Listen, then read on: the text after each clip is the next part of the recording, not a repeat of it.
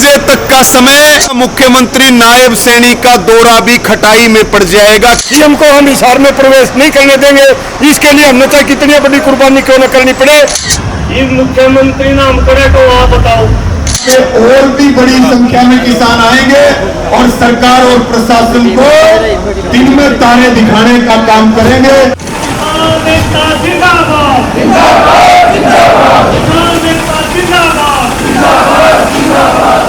पूरा देश में जितने मुकदमे हमारे किसान भाइयों के ऊपर है, एक एक मुकदमा सैनी साहब कान खोल के सुन ले।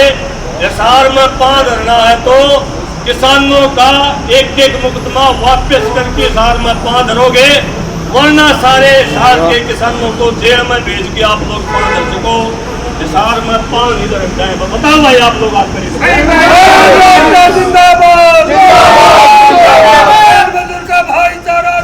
आप सबको जानकारी है, फरवरी 2024 में खेड़ी चोपटा में जो खन्नौरी और शंभू बॉर्डर पे पंजाब के किसान बैठे थे, उनके समर्थन में यहाँ की खापों के और किसानों के नेतृत्व में एक आंदोलन हुआ और उस आंदोलन में पुलिस का दमन भी हुआ और हमारे कुछ साथियों को गिरफ्तार किया गया। बाद में खेड़ी चोपटा में उस समय के जो डीसी थे उत्तम सिंह और हांसी के एसपी मकसूद अहमद के साथ हमारी कमेटी की बातचीत हुई। हमारे कई साथियों को चोट लगी थी, लेकिन प्रशासन ने हमें यह भरोसा दिलाया कि हम कोई कार्रवाई नहीं करेंगे। हमने हमारे साथियों का मेडिकल नहीं करवाया और ये भी डीसी और एसपी ने वादा किया था कि कोई भी एफआईआर बाई नेम नहीं की जाएगी, लेकिन वादा खिलाफी करके हमारे 22 साथियों के ऊपर बाई नेम एफआईआर की गई। आज कोर्ट से उनको चौथा नोटिस आया है। 2-3 बार पहले किसानों की मीटिंग हो चुकी है, करनाल डीसी से भी किसान मिले, यहाँ के डीसी से भी किसान मिले, लेकिन हमारे साथियों का मुकदमा वापस नहीं हुआ है। ना हमारी कोई मुख्यमंत्री के साथ मीटिंग करवाई है। आज मैयड़ टोल कमेटी ने ये पंचायत बुलाई और पंचायत ने एक कमेटी का गठन किया और उस कमेटी ने ये फैसला लिया है कि 3 बजे तक का समय सरकार के पास, प्रशासन के पास है। डीसी हिसार मीटिंग करे और इस मुकदमे को वापसी लेने के लिए हमारी मीटिंग मुख्यमंत्री से करवानी है या उनको अपने स्तर पे इसका समाधान करना है, वो समाधान करने का काम करें। अन्यथा ठीक 3 बजे जो ये नेशनल हाईवे नंबर 9 है, इसको मैयड़ टोल के ऊपर अनिश्चित काल के लिए जाम करेंगे। अगला आंदोलन यहीं से चलेगा।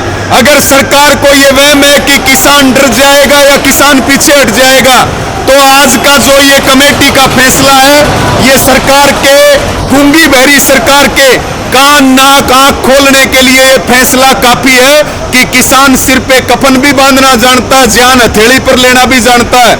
अगर हमारे एक भी साथी की गिरफ्तारी होती है तो आंदोलन हमारा वहीं से चलेगा।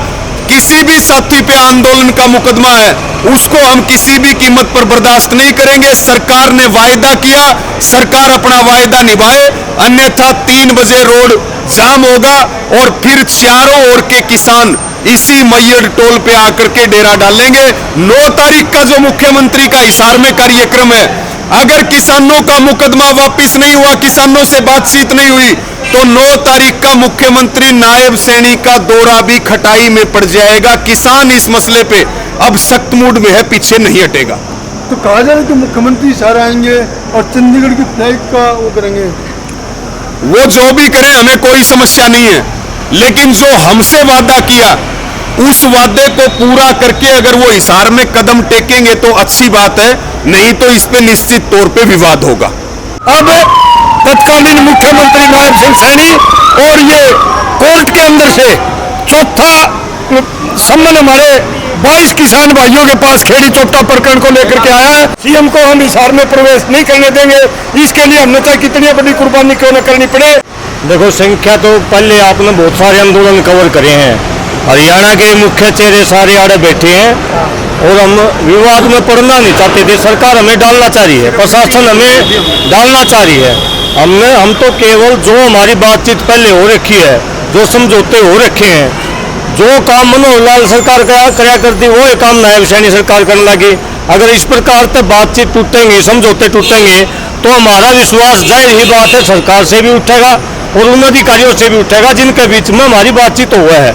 तो जब हमने कई महीनों तक हमारी बातचीत को तरीके से नहीं सुना गया, तो अंतिम जो फैसला था हमारे पास ये बचा था लेन खातर कि भाई हमारी बात को अगर आराम से नहीं सुना जाता तो कुछ काना तक उनके फुटका पहुँचाया जाओ।